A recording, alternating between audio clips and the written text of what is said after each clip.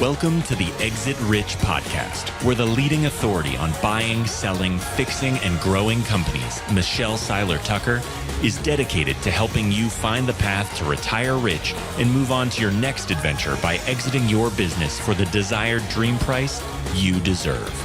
Get ready to exit rich with your host, Michelle Seiler Tucker. Hi, and welcome to another episode of Exit Rich. Every week, we continue to bring you valuable content, lots of golden nuggets, things that you can use in your business to really grow your business exponentially. And today, this week's not going to be any different. As always, though, make sure you ask questions, make sure you make comments, because I do give out 3 of my chapters of Exit Rich for anyone whose questions or comments we read aloud. And I'm sure maybe Dr. Shellie can give 3 chapters of her most recent book, which I didn't ask her, so I just put her on the spot, but I'm sure she will. Absolutely, I will. Absolutely. So we have a very special guest, Dr. Shellie Hipsky. Hopefully I said that correctly. You did, yes. Is the CEO of Inspiring Lives International. Now let me just prepare y'all. This is one of the longest bios I've ever seen because this woman has accomplished so much. So just, fasten your seatbelts, get ready for the ride. She is the executive director of the Global Sisterhood, which helps women and children around the world, and the editor-in-chief of Inspiring Lives magazine, which I'm going to be on the cover. Woo! So excited about that. President of the United States of America honored Dr. Shellie in 2003 with the President's Lifetime Achievement Award for over 4,000 hours of volunteer service. Oh my gosh, that wears me out just thinking about it. You ladies should all ask yourself, how much volunteering have you done, ladies and men? And so anyway, that's a huge award. And in 2023, she was also named Top Inspirational CEO in the International Business Excellence Award. She received the International Visionary Leadership Award, an award-winning author. She wrote, oh my gosh, you guys, she wrote 13 books. I think actually we're at 15 now. Yes, absolutely. 15 books. Okay, I can't keep up. So she wrote 15 books. So she is an award-winning author, and her 13th book was Yoga Pants. It was Gowns to Yoga Pants. I love that title, Gowns to Yoga Pants. We're going to talk about her books here. And then and her recent one, the 14th book, is Mom Magic, Mompreneur. Yes. That's a mouthful. What's the 15th book? Throw that one out. The 15th book was The Prescription for a Happy and Healthy Child, and I wrote that with one of the top pediatricians in the world. So I've done a lot in the area of working with women and entrepreneurship and women empowerment. And you don't need to read that whole bio. Let's just get into this. All right, let's just get into it. I just want to say a couple more things. Both were international bestsellers. She was the host of both Empowering Women Radio and Inspiring Lives with Dr. Shellie on NBC. She's an international keynote speaker. I am too. Woohoo, we have that in common. And she spoke at Harvard, Columbia, Oxford. Oh my gosh, she's the bomb. She recently filmed a docuseries, The Making of an Entrepreneur. Yes. You guys, she's fabulous. She is a founder and this is what I love the most. She is a founder of the Global Sisterhood, correct? No, yes. And she really specializes in coaching and inspiring women entrepreneurs and leaders internationally. So that is a mouthful. I cut out half of it, y'all. So you can go to our website, check it out. We'll give out all of our information at the end of the show. Dr. Shellie, welcome to Exit Rich. Thank you so much. I'm delighted to be here. When I met you at the WOIII Summit, the Powerful Women Summit, I just knew that we needed to connect up more because you are a dynamo and a powerhouse yourself. Thank you very much. That was and we'll dive into that a little bit towards the end of the show. But that was a great event, really, truly inspiring. But we'll get into that. What I want to know right now is, Dr. Shellie, what were you like as a little girl?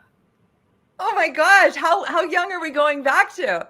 Because I was sort of a naughty teenager, but as a little girl, I was very dedicated to actually I have this over here, the Lifetime Achievement Award that I received from the president. And I started volunteering as a very young girl because my parents were very involved in giving back to the community.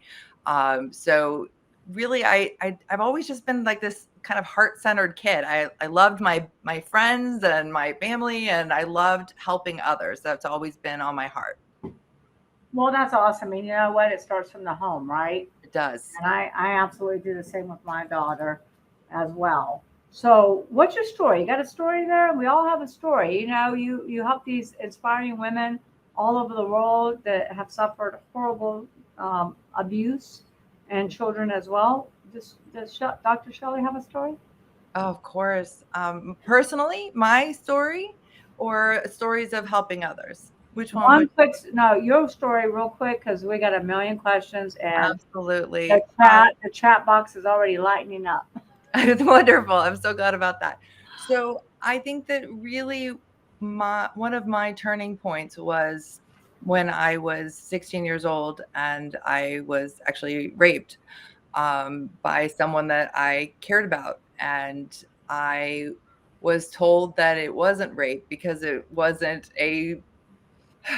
wasn't.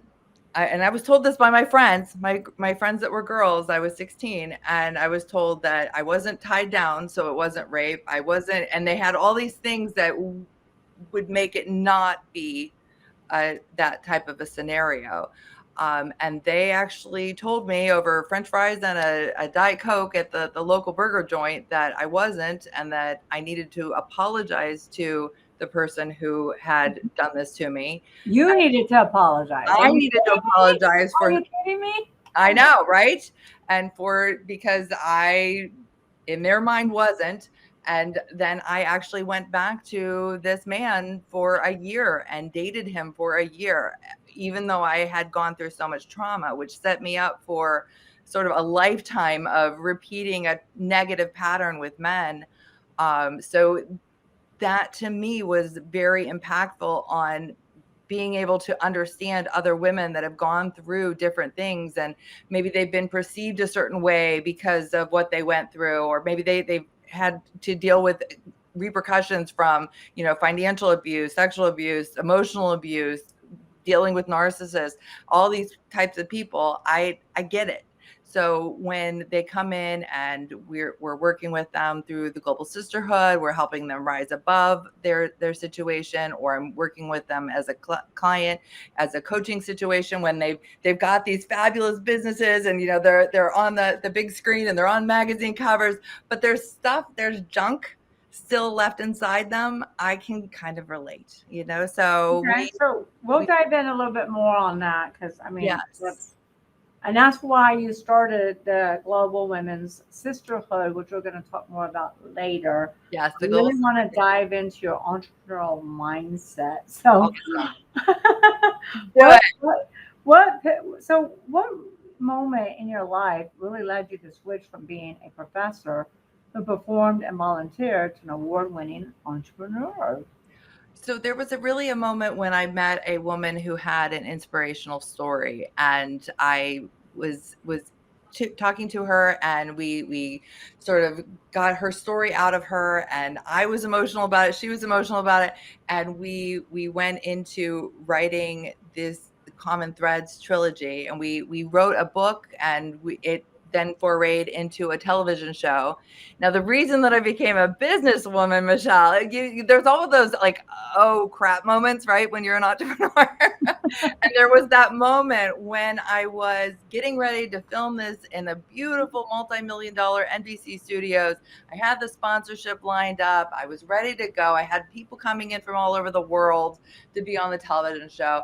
And I had been doing all this pro bono work. I was doing, speaking on stages and making things happen for this company that said that they were going to sponsor it.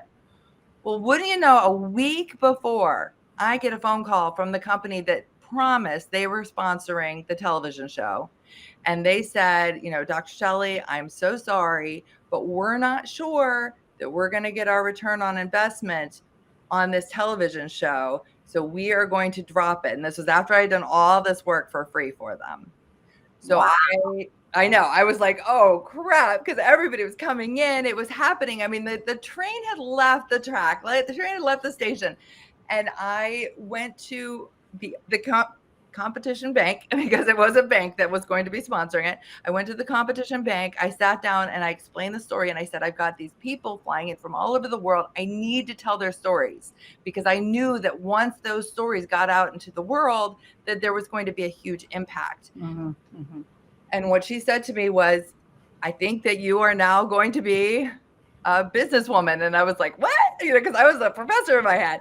I had been doing that for 10 years. And she said, we are cutting you your first big line of business credit. And I was like, oh, okay, I can do this. And I went in the next week and I wrote the check and I handed it over to the studio and we filmed the 13 episodes of Inspiring Lives with Dr. Shellie, and the rest is sort of history. I mean, it just spiraled and caught this momentum, and it was just so amazing to get those stories out into the world. And since then, I've interviewed over 1,000 women internationally on their stories and how they created their lives from very often very difficult places. Wonderful. So you guys still have the TV show and the radio show? Well, that's a very interesting question because I was just approached by Teresa Goss, you know Tigo, I'm sure, and we are looking into reviving the Inspiring Lives of Dr. Shellie television show. So I'm very excited about that. That should be coming up here in 2024. Wonderful. Okay, great. So, just to move, well, there's so many questions, and you've written extensively on the topic of common threads. That's one book I didn't mention. What's the name of that book? Common Thread. So that's a trilogy, and that has inspiration, empowerment, and balance in the 3 books. And I really found those to be the common themes that women were looking at when I did my Empowering Women radio show, which was on 120 radio stations throughout the world. So what are those common threads that can really be applied to aspiring entrepreneurs? Oh, very interesting. So I'm going to foray into another book, if you don't mind, because in Ball Gowns to Yoga Pants, Entrepreneurial Secrets for Creating Your Dream Business and Brand, we really dive deep into those success secrets so that you can get branding done your way and attract in those right clients and customers to your businesses. Because as you know, as a business owner, if you don't have the right clients and customers, then you're not going to be making the money that you need to make. Let's name 3 of those secrets real quick. Okay, excellent. Number 4 in the book is Dr. Shellie's success secret. It's not who and what you know, it's who trusts, respects, and relates to you. So when you're putting out your message, make sure that your message is one that those people that you are trying to have be your clients, they can relate to you on that topic. That is one. Number 2, be authentic in your leadership and marketing. Will attract in the right clients and customers. Absolutely. And this is a big one. Entrepreneurs must buckle up for the roller coaster ride of emotions. And I know that you've been through that. Am I right, Michelle? You've been through absolutely.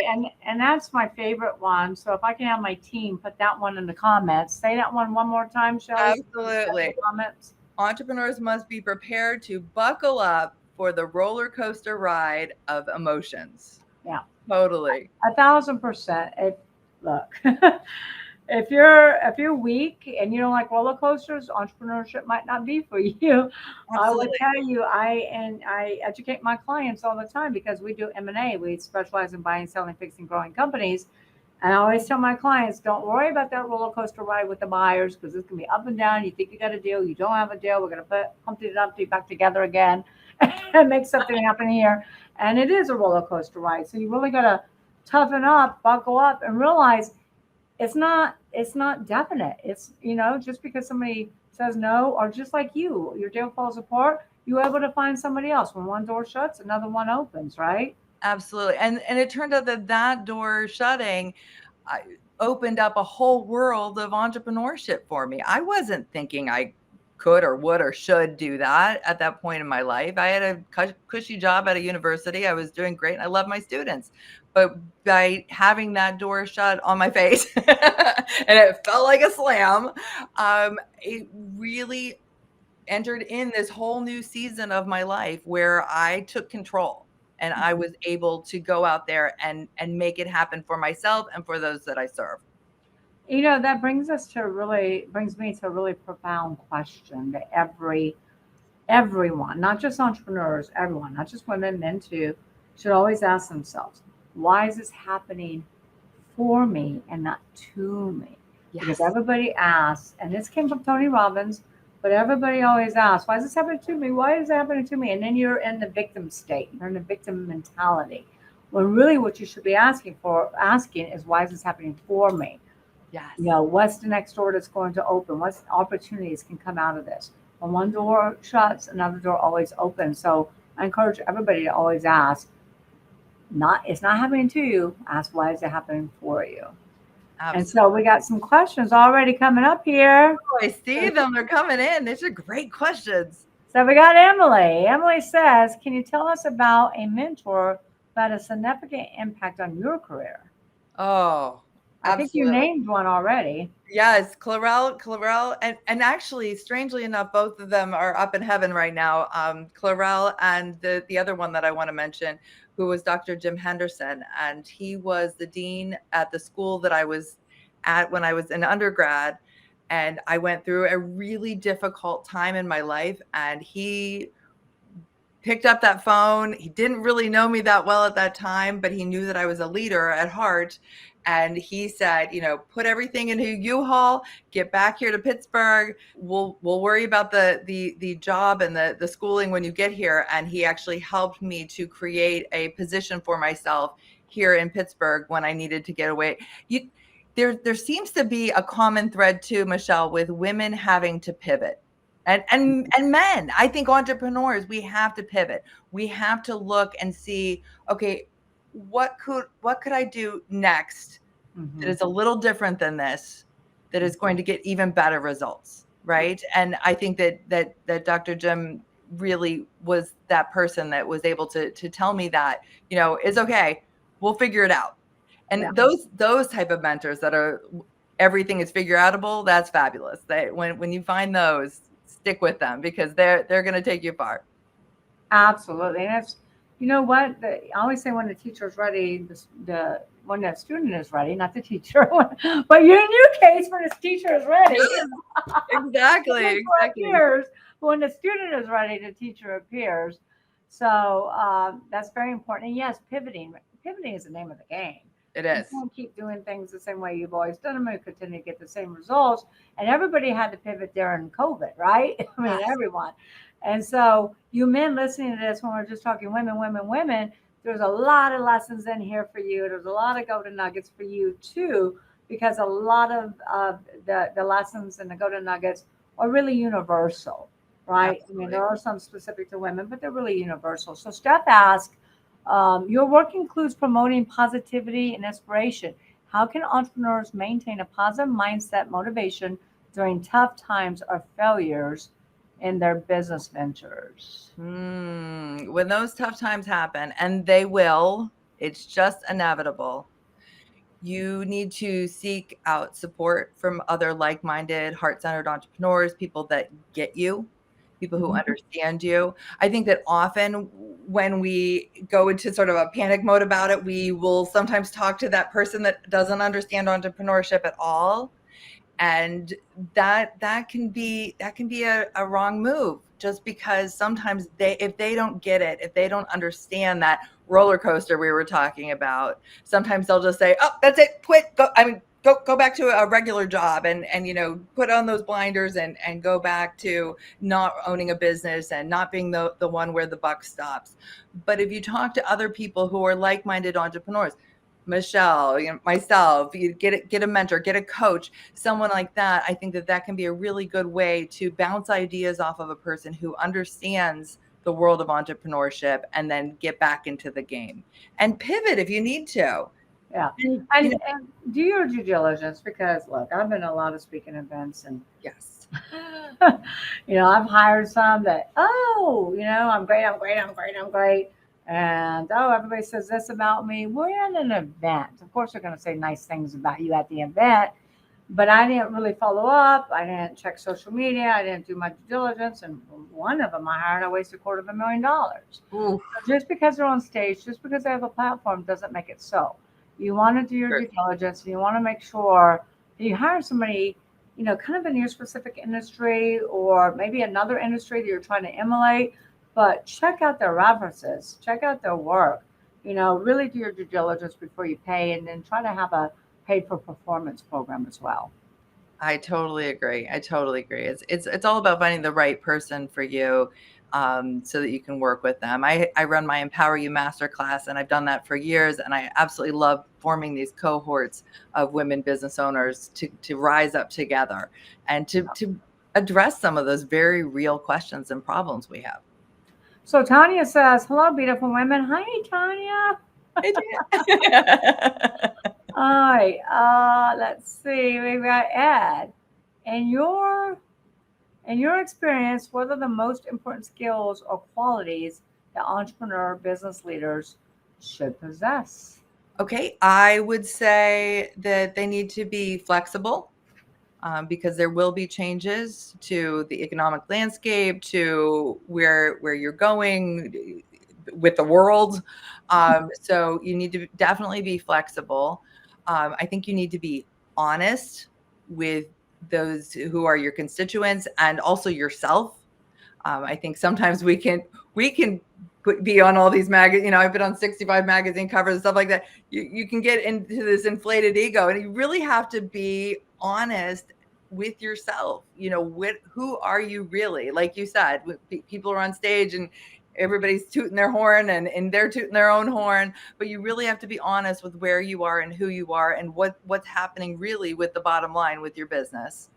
And then I would also say that you need to just truly be into the mindset that you can do it. You have to have that can-do attitude, that nothing's going to knock you down. If it does, it's not going to be for long. You can take, it's the school of hard knocks out here. You can take a pause and just say, okay, I'm reeling from this one. But then you have to get back up. You have to get back up, and you have to get, I do some boxing, actually. I don't know if you knew that, but I've done some kickboxing over the years, and you got to get back in the ring, people. You really have to before the time is up. So make sure why is this happening? Why is this happening for me, not to me? Exactly. What's the golden opportunity here? So Hayden asks, what are some misconceptions or myths about entrepreneurship, and how would you debunk them? Ooh, misconceptions or myths about entrepreneurship. Well, let's say I can say some. Do it. You say everybody thinks it's easy. It's not. Yeah, that's a bunch of baloney. Yeah, it is definitely not easy out there. I think that entrepreneurship can just be misperceived by the public if they've never been in those shoes. So yeah, I think that you're right, that some people think it's so easy. Some people think that, you're just at home eating bonbons and, out to lunches, drinking and, doing those type of things. But really, when push comes to shove, if you're a true entrepreneur, if you're running a thriving business, you're really putting in the work and you're putting in the time. Mm-hmm. And I think misconceptions too. I mean, like, it's easy. Oh, the money will be there. Yes. Oh, I love people hiring, recruiting, hiring, training employees. Oh, that's going to be a piece of cake for me. Yes. And I think that both of us have probably run into, the hiring of the wrong people and the collaborations with the wrong people. And so I think that there's a myth that, whoever is in your lane, whoever is in your field, you could just connect up and work with them. But like you said, Michelle, you're so smart. You need to do your due diligence. You have to check people out. And you did that with me. I know. I remember you got in there and you checked me out to make sure that I was who I said I was on stage. So I appreciate that. And I throw away money one time. Well, yes. I believe in somebody one time. So absolutely. When in doubt, check them out. But now I just always check them out. So Emily says, can you discuss the importance of leadership in business and share your insights on effective leadership strategies?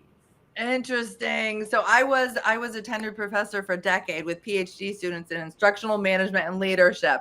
So that question really hits home to my heart. I think that business leadership you need to be really transparent with the people that you're working with.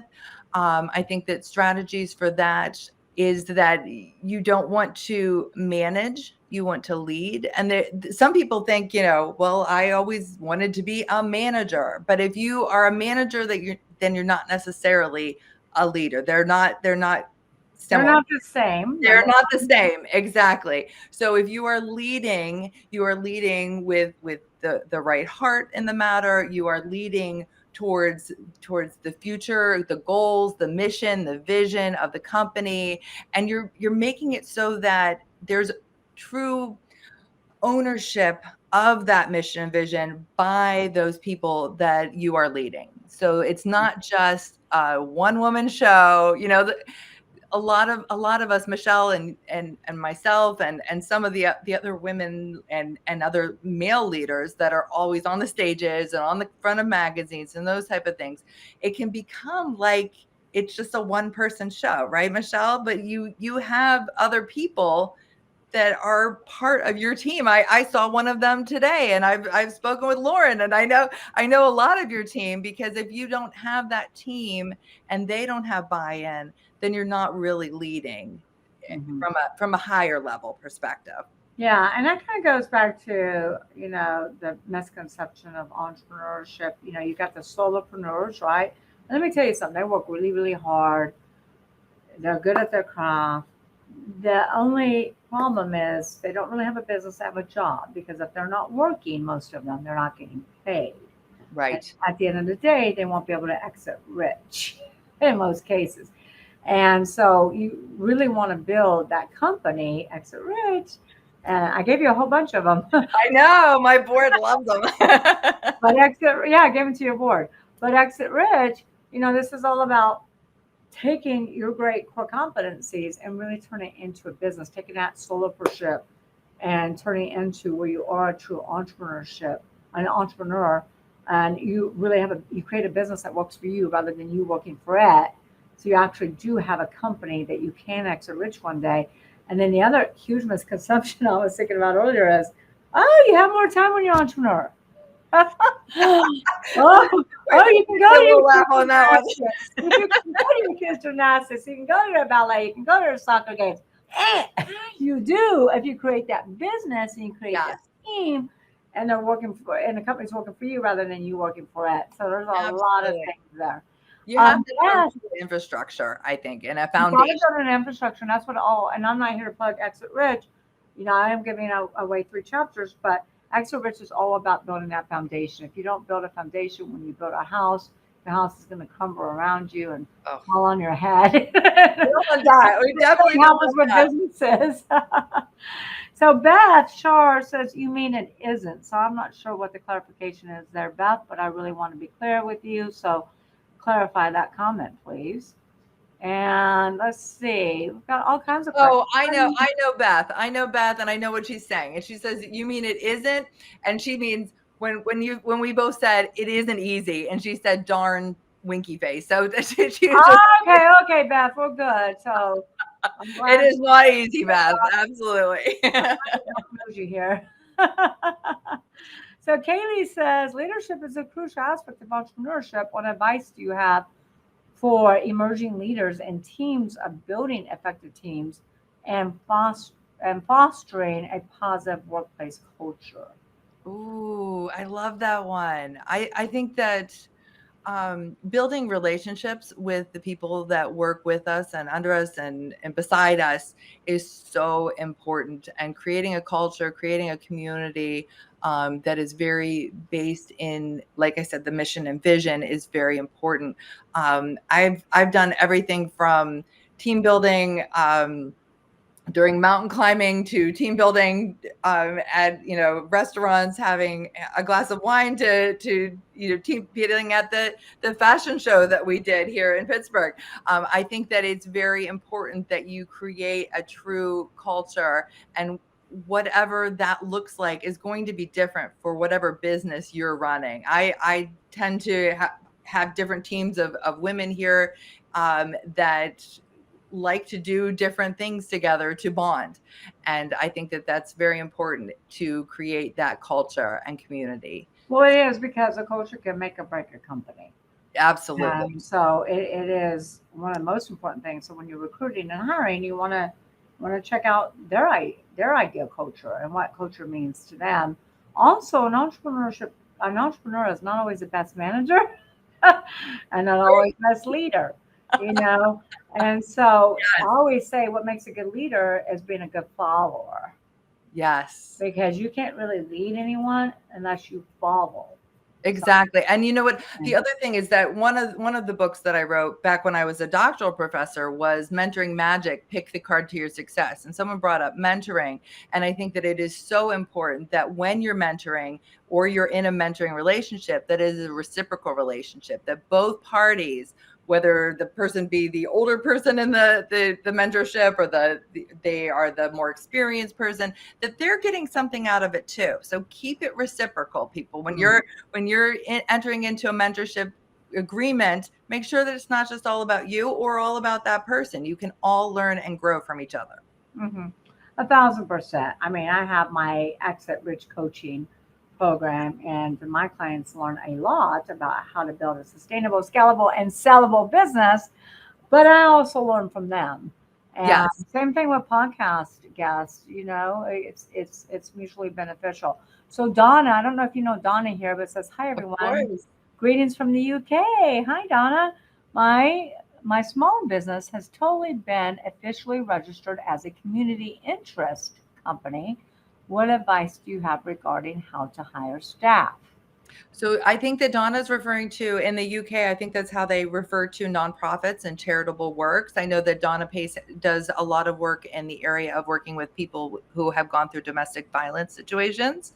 So Donna, I would say that whenever you're hiring, do your due diligence, make sure that you really get to know who this person is, make sure that you know their background, make sure that you are agreeing upon the job responsibilities, that you're agreeing upon the compensation that will be issued.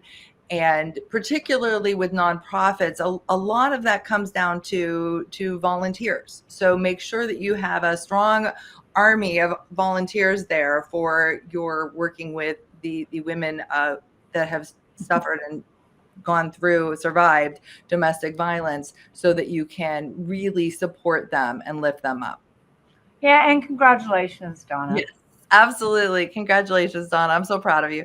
So Beth says I was referring to eating bonbons.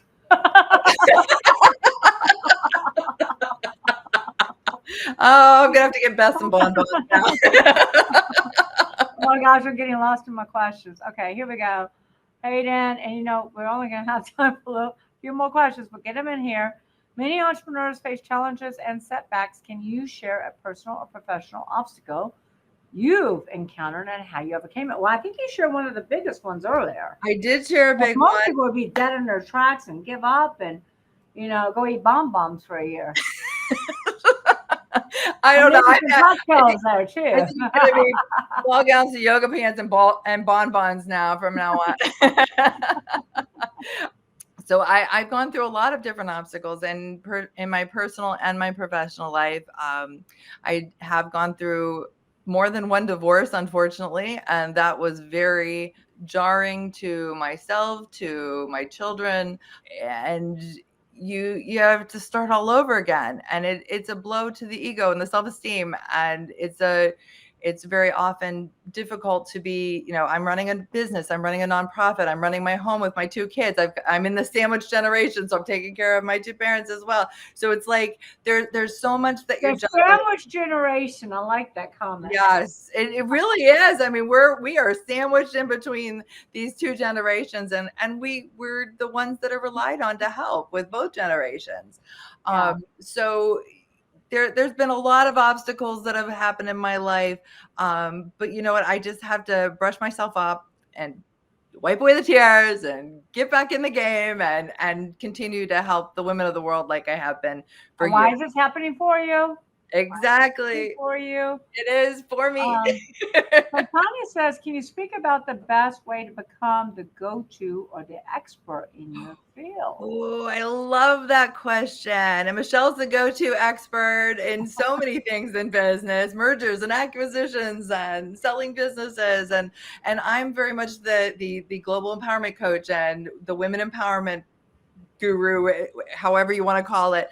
But I think that it really has been media that's helped to push me in that forefront, whether that be, on Instagram with hundreds of thousands of followers, or being on 65 magazine covers, or being on TV, or being Now on. you're just bragging.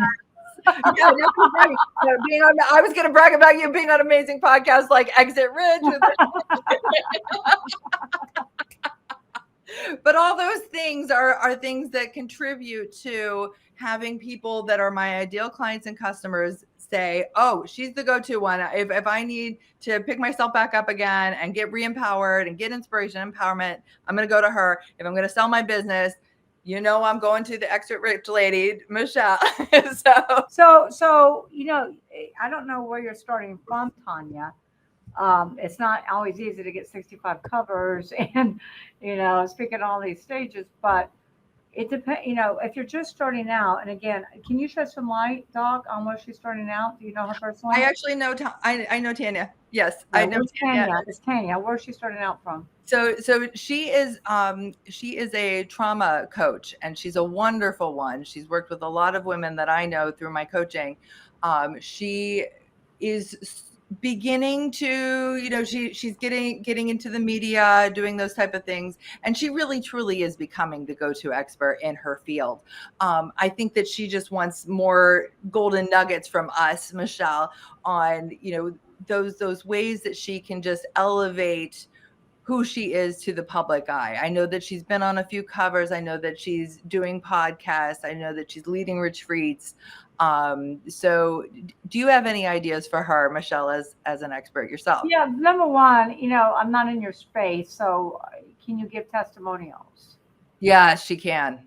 Absolutely. So I would start with testimonials on your website. Lots and lots of testimonials, not just written. Video testimonials are always better. So I would start with that, number one. Number two, I would look for different events, any type of events like we just had, or WOIII, which is Women of Impact. Oh my gosh, I'm gonna mess this up. What is it, Doc? Women of Impact and Innovation International. Absolutely. And Tanya was actually there. She was one of the amazing women that walked the Survivor to Thriver red carpet and fashion show. Yes. Okay, so in the big black hat. and Tanya came from. Oh yes, and Tanya came from an abusive relationship, right? Yes. Yeah.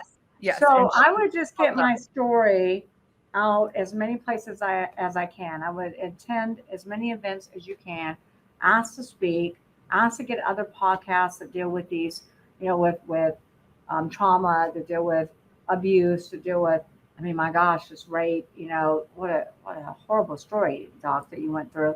But I would, again, start with your testimonials, get video testimonials, ask to connect to their network, ask if you have permission to share, go to as many events as you can, look for masterminds, look for podcasts that you can attend, look for publications that specialize in trauma.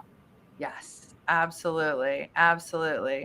I'm seeing a bunch of different women from the Global Sisterhood are popping on here. I see Ricky and Beth and Donna and Tanya, and I'm just so delighted to have everybody. I know you want.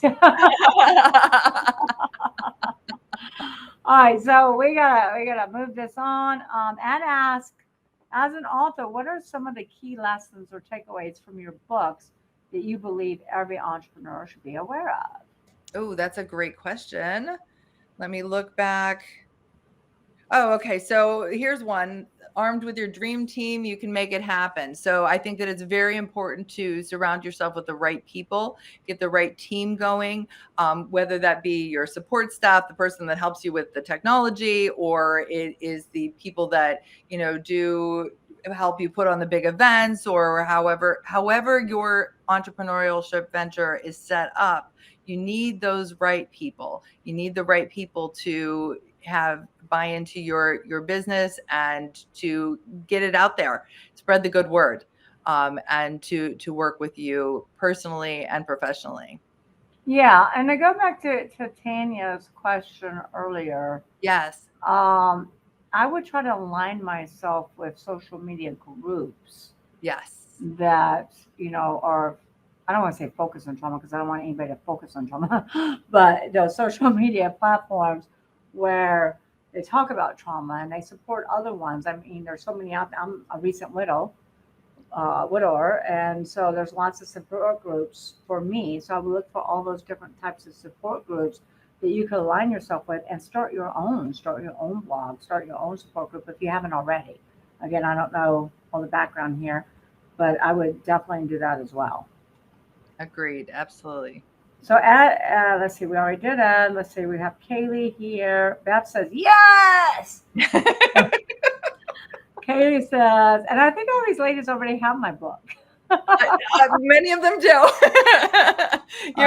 You were a hit here.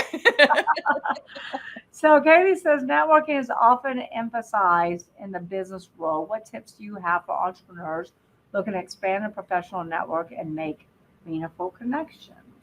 Well, I think the key in that question is meaningful connections. You don't want to just have a drive-by networking, or, just passing out business cards like the old days, and then they just end up in the waste bin at the end of the night. You want to make sure that you're truly having a meaningful connection. And I think that really comes down to getting in the right places at the right times with the right people. So there are networking events that are out there, both virtual and in person. Make sure that you are really having a true, deeper conversation than just, what do you do? I mean, there are so many better questions to ask when networking than what do you do? And I like to go from, what are you passionate about? Because often they do foray, so they can go from what are you passionate about to what they're doing for a business.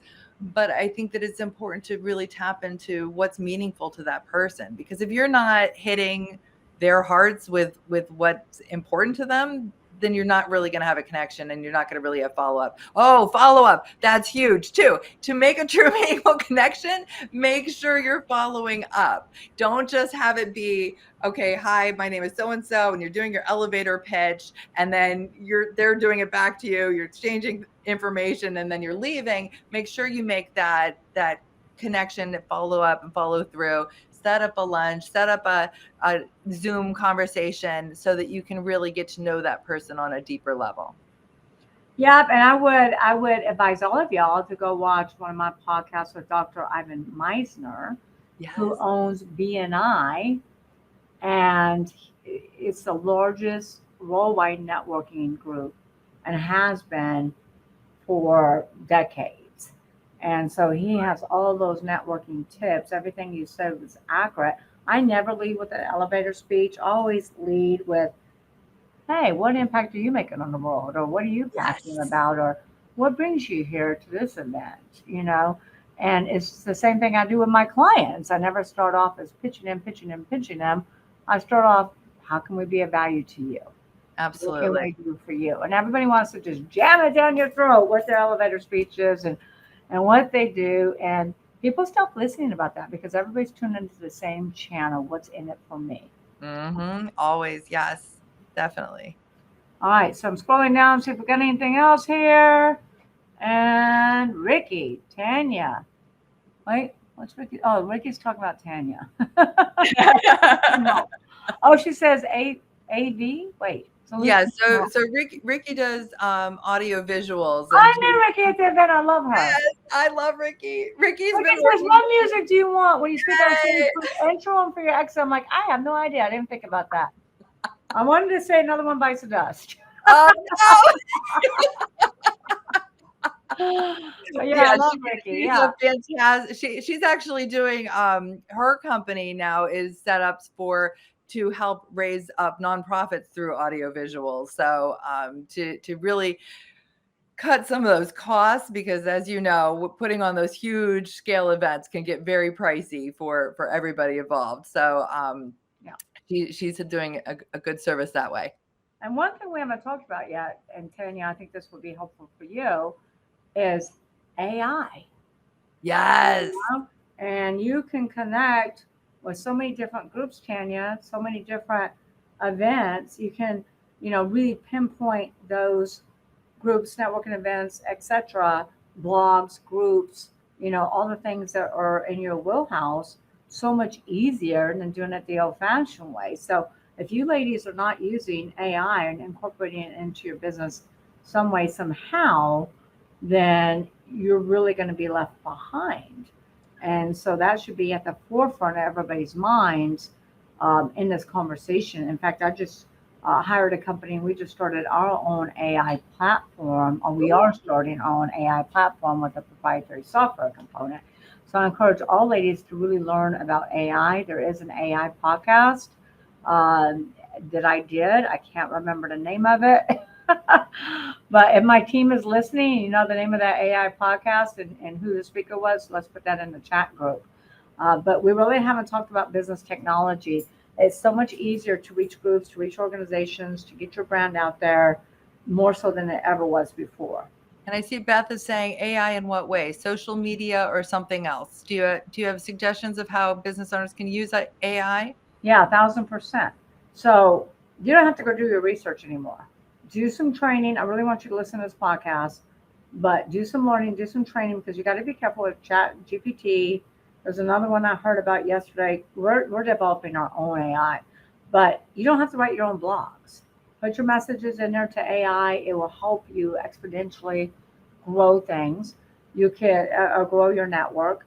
You can have them write your blog posts. You can have them write your newsletters. You can have them research different groups. AI research different groups. It would be a great fit for you. You can have, oh my gosh, everything. I mean, we're having AI is going to help us with our evaluations. It's going to help us with our processes. It's going to help us. It's going to it's probably going to take away 2 to 3 hours every time I speak with a client on the 6 P's in Exit Rich. Wow. So there's so many different ways that you can use AI. You just want to do your due diligence. Make sure you're using the right platform for you. Make sure you check your documents, check your blogs, check your newsletter, check everything before you actually post it or put it somewhere, because there's pros and cons with AI, and AI is growing at warp speed. None of us can really keep up with it, but you really got to work with AI to grow your business. And yes, it can be social media. It can, go out there and find those groups, find those networking events. If anybody on my team has any ideas, put them in the comments. But we are just getting started. We just signed a massive contract to do ours. That's awesome. You're welcome, Beth. I don't see any more questions on here. I think I got through most of them. I might skip some. All right, so you've written books about the concept of inspiration. How can business leaders inspire their teams? We already talked about that a little bit. We did. I think that was one that was actually brought up. And I had a question with you for technology, but we've already talked about that. What role does social responsibility and giving back play in modern entrepreneurship? Can you share examples of businesses that successfully integrated this into their models? Like, I know there's the shoes, right? You buy shoes, you give shoes away. Yes.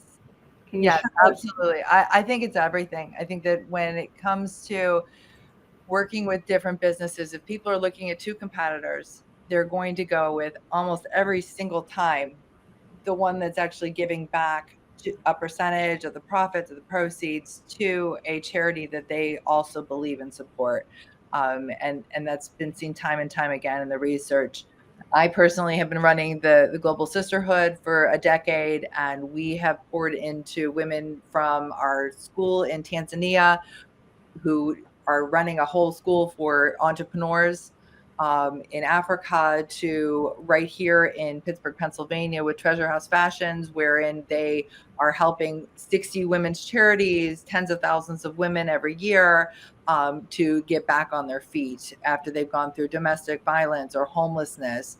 And we have become a hub and a headquarters for all these different women resources to help support women with getting them back on track with their dreams and to be able to reach them. And we also do what we call hashtag pop-up giving, which is cutting through some of the red tape to help women in desperate crisis. And I've noticed that when companies partner with us, when they do sponsorships with us, or when they're in the Inspiring Lives magazine, which is run through the Global Sisterhood, and the amazing Michelle Siller-Tucker is going to be on the cover of that soon. I'm so excited about that. But when businesses partner up with them, with the Global Sisterhood in particular, I know that one the best because it's my baby. I've been the executive director and founder for years.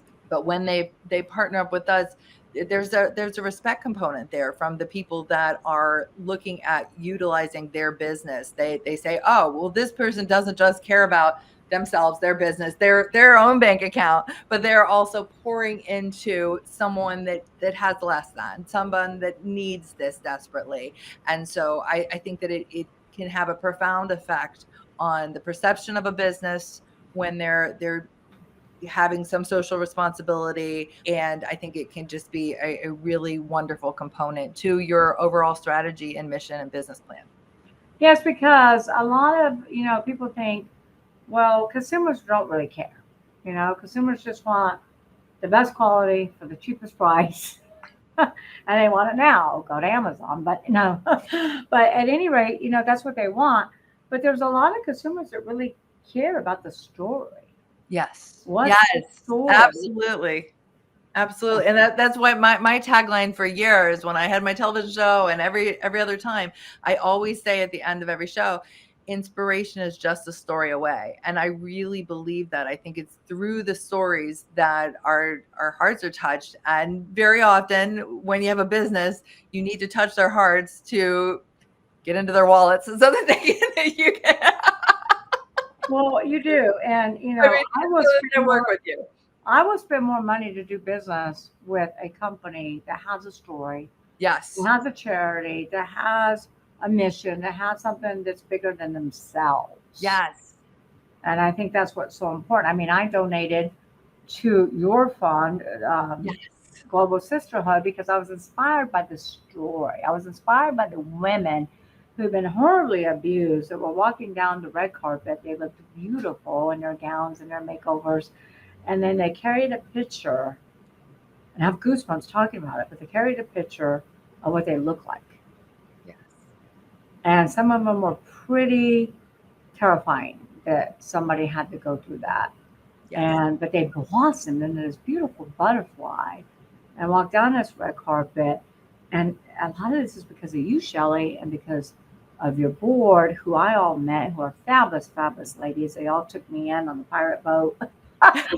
And so, if any of you listening, and we all need to make donations, we all need to give back, we all need to contribute. If any of y'all are listening, I know you are, because I have a huge audience. I want you to listen to Dr. Shellie. Where can they give? How can they help you? How can they donate? Tell them a little bit about how many women you've been able to help. A blessing. This is such a blessing. Thank you very much. It means so much to me, and for you to say all that, it touches my heart. Well, before you answer, let me just say a couple more things. I've never seen such an intelligent woman, businesswoman, who wears her heart on her sleeves, who cares about everybody more than she cares about herself, who will go to the end of the world to help other women and children, who works tirelessly in giving back, bringing partners together, bringing affiliates together to really make the world a better place, and really empower these women so they can break the cycle of abuse so that they can inspire more women. It's women inspiring women. And so they can truly break the cycle of abuse and help these children not repeat the patterns of abuse. Thank Now you. you can answer. Thank you. Oh my gosh, your words just went right to my heart. And I know that my board is all watching, and I know that they've seen this journey with myself and the board and the incredible women from Pakistan and Nepal and Africa and right here in the United States. And we are able to help because of donations, through sponsorships, through direct donations, through the fundraisers and the events that we put on.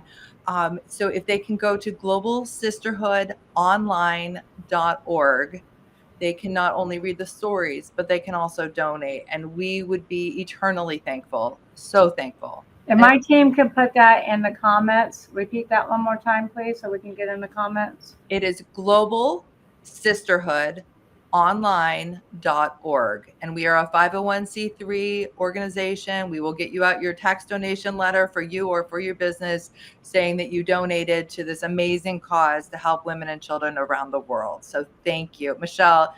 You have touched my life so much. I'm so glad that Crystal Richardson with WOIII connected us up, because my heart is just full at this moment, and I am so thankful for you. You're welcome. I couldn't think of a better organization to donate to. I do have an idea of how you and I can partner up, and I'll discuss that with you later. I did want to mention, you guys, it's in the comments. Jordan Wilson is my AI podcast. Jordan Wilson, go look at that podcast. Excellent. He is amazing. He's a brilliant consultant. He has his own podcast, and he drops huge tips in his podcast and resources of how you can get started using AI in your business. I'm not the expert, but I hired the experts. I always hire people that have core competencies that you don't. Always have people that have the strengths where you might have a weakness. None of us are strong in every area. That would be impossible. So again, thank you so much for coming on. Tell our listeners about your Empower You Masterclass and how they can find you there. Yes. So many of the women internationally have been in my Empower You Masterclass. It helps to find inspiration, empowerment, balance, and abundance. It's a very individualized approach to coaching, but it is in a cohort model. So you're paired up with multiple women in a networking group that meets weekly for 7 weeks. And I would love to have you reach out, and I can show you how you can join up with that. And you can go to shelliehipsky.com to find out more information about. Let's spell that HIPSKY. We can also put it in the comments. Absolutely. And so we'll also make sure it's in your show notes. Perfect. Oh my gosh, you're so good at this, Michelle. You are such a pro. I love it. Any last minute tips you have for women entrepreneurs, for women out there struggling? If you are out there struggling, honey, you are not alone. You have a sisterhood out here, whether or not you give money or not, you are part of the Global Sisterhood, and we've got your back, and you are not alone, and you are worthy, you are enough, you are beautiful, you are wonderful, and read her book so you can exit rich. You know what I love about Doc is, she just gets out there and bears her heart. She, like I said, wears her heart on her sleeve. She could not stop crying. Because we raised so much money. And she still looks beautiful and poised. So any last minute thoughts, anything about your books you'd like to mention real quick? You can pick up Ball Guns to Yoga Pants, or Mom Magic, Mompreneur, or Common Threads. But really, I would just love for you to connect up. I'm one of those girls that loves having a lot of besties. So, just contact me, reach out, shelliehipsky.com, and we'll make it happen. And besties of women you can actually trust.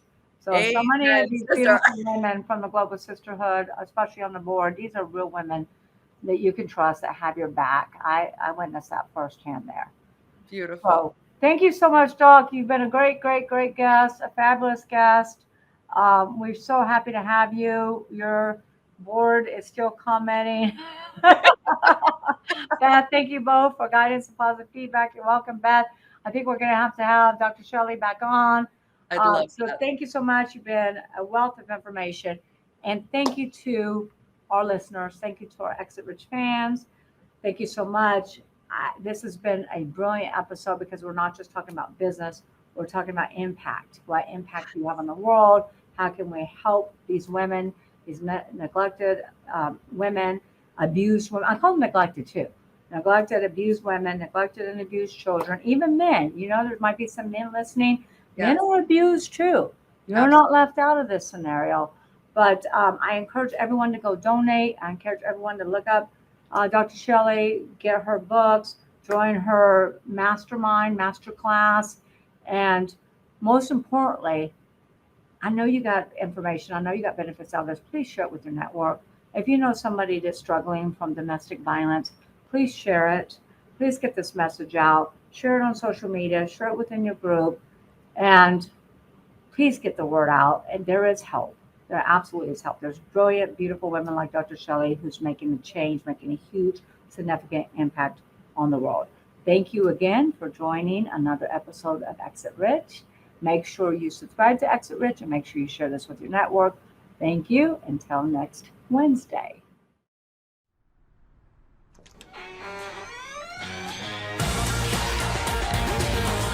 Thanks for listening to the Exit Rich podcast. Don't forget to check out Michelle Seiler Tucker's Build to Sell Blueprint books and Exit Rich, along with more blogs, videos, and resources at exitrichpodcast.com. Be sure to connect with Michelle on Facebook or LinkedIn and stay tuned for her next episode by subscribing in your favorite podcast player.